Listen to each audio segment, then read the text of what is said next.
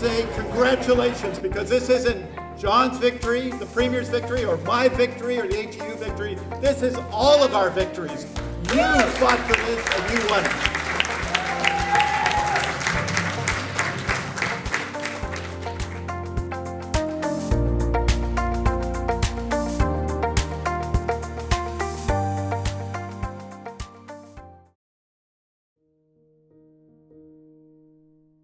The government had instructed the Health Employers Association to negotiate wage rollbacks. And the HEU was not going to negotiate wage rollbacks. And their answer was Bill 29. Over the period of a number of years, about 8,000 people actually lost their job through that process. One of my co-workers, she said, it's the new bill passed and they are going to contract out our jobs. I didn't believe it. And it was so difficult when my son heard about that and said, look, Dad, are we going to lose our apartment? Dad, how can Gordon Campbell and the Liberals have the heart to take money and food from the tables of my friends, including ours? That he promised that he won't be touching the healthcare. But it's the healthcare that he first starts when he, ripped that Bill 29 to privatize the support service. And that was really awful. I was so upset. So I have home, I have small kids at home, my kids was in school. I don't know what I can do. With that time my husband went to India for visiting her mom. So I don't know what I can do because we have to survive.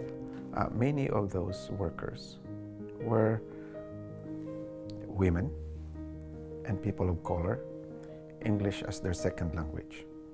We organized also what we call blockade of one of their sites. So, we had some days of action. We tried to draw attention as much as we possibly could to the devastation that the contracting out was causing.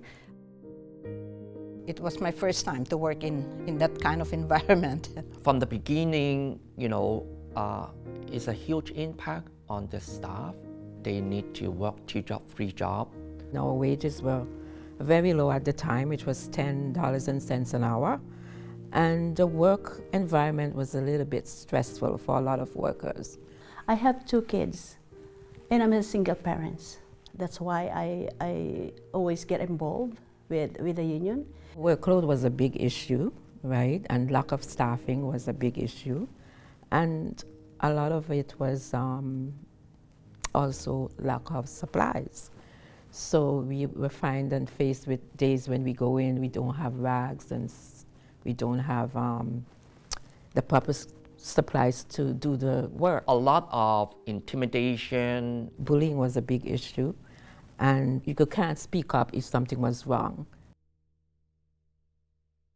HEU came along, they started organizing members. We trained probably about 40 members, some of whom became permanent staff. My first assignment was Children's Hospital.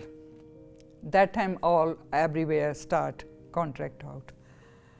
I went there, I sit in the cafeteria, talk to the employees. I didn't do anything. They all cried. I was cried with them because I was firsthand. I know how they feel. The contractors probably didn't realize that the more you treat people unfairly, the more workers will seek an organization that will defend them and will be there to fight for them. The employers did everything they possibly could to sort of stop us from organizing those workers because, of course, as we organize, terms and conditions usually improve. And then after that, they started doing our bargaining.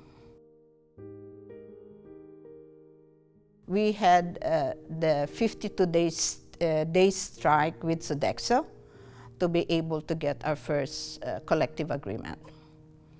Well, the bargaining strategy was that once we were certified and we served notice to bargain, that we would try to get a first collective agreement with one of them, one of the multinationals, and we would use that as the base for the other negotiations. Part of that strategy was also to try and come to common terms with the different employers, trying to sort of standardize terms and conditions over the different collective agreements. You know, it was a difficult strategy. As I say, the government opposed us, the employers opposed us, but in the end, I mean, we were successful in that strategy, and over the next 20 years, we continued to make improvements for our members who worked for the contractors. Then we keep fighting, and our case goes to Supreme Court. We fight against the Bill 29, and after that we won this. There's a game in our community called kabaddi.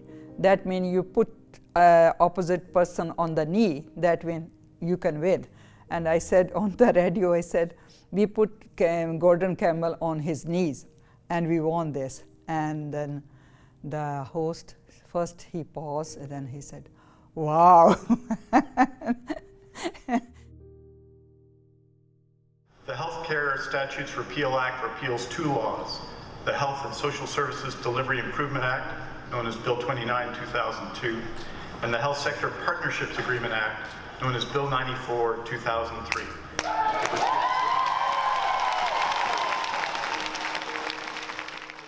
I was at the HEU convention when it was announced by the Minister of Health, Adrian Dix, and I remember the room, how excited everybody was. Everyone were jumping with joy. All of us, this is our win. We worked hard and we elected an NDP government, and that's why we need to be political, because we still had to hold their feet to the fire so we could be here today. Thank you! Oh my goodness, I think that's the thing that I don't think there's any words I would say that can describe that feeling. Even though it was repealed, we were not still certain that we will be back in house. What we did was create a campaign. We call it Make It Public campaign.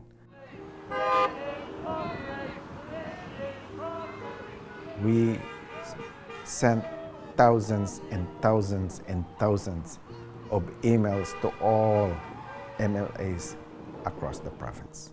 And some of our members had a mild protest in some of the MLA's office. The announcement that our Minister of Health has already announced that we are going back to work. For working in one job on that time to now, it's way different. And now when we're back in house, I decrease all my morning job. And it's really big difference. Changed people's lives. I mean, people have gone from $17 an hour to nearly $22 an hour. People have, improved their working conditions. They have a much better benefits package. They have access to a pension plan. Last September, we heard the good news. We cannot describe our emotion when we heard that food services and housekeeping are going back to public sector. Thank you, HEU, who never stopped supporting and believing we can make it. That's why I keep telling also my coworkers, go out and vote.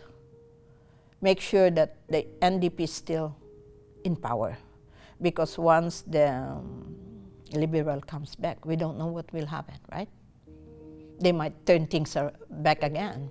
I can't stress enough the importance of political action, or the importance of politics in the first place. Because we are in this situation right now because of politics. because of politicians who did not really believe or did not understand the contribution of the working people.